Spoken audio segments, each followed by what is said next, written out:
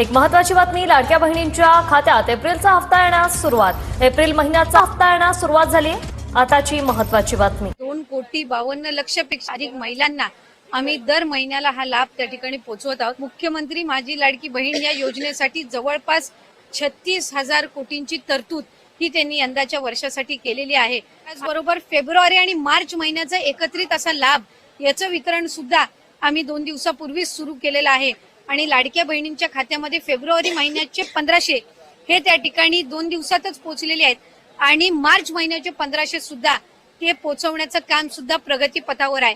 त्याच्यामुळे ही योजना ही महायुतीच्या सरकारची महत्त्वाकांक्षी योजना जी मुख्यमंत्री देवेंद्रजी फडणवीस साहेब, उपमुख्यमंत्री एकनाथजी शिंदे नेतृत्वाखाली अशाच पद्धतीनं कार्यरत राहणार आहे आणि तेच आपल्याला आजच्या अर्थसंकल्पातून पाहायला मिळाले। आणि आपल्या माध्यमातून सर्व आमच्या लाडक्या बहिणींना त्या ठिकाणी सांगायचे की राज्याचे मुख्यमंत्री देवेंद्रजी फडणवीस साहेब आणि आमचे दोन्हीही उपमुख्यमंत्री असतील, मंत्रिमंडळातील सर्व आम्ही त्या ठिकाणी मंत्री महोदय असो, आम्ही सगळ्यांनी सुरुवातीपासूनच ही योजना अधिकाधिक यशस्वी पद्धतीनं राबवण्याचा प्रयत्न हा केलेला आहे। पुढेही आम्ही त्याच पद्धतीनं हा प्रयत्न करत राहणार।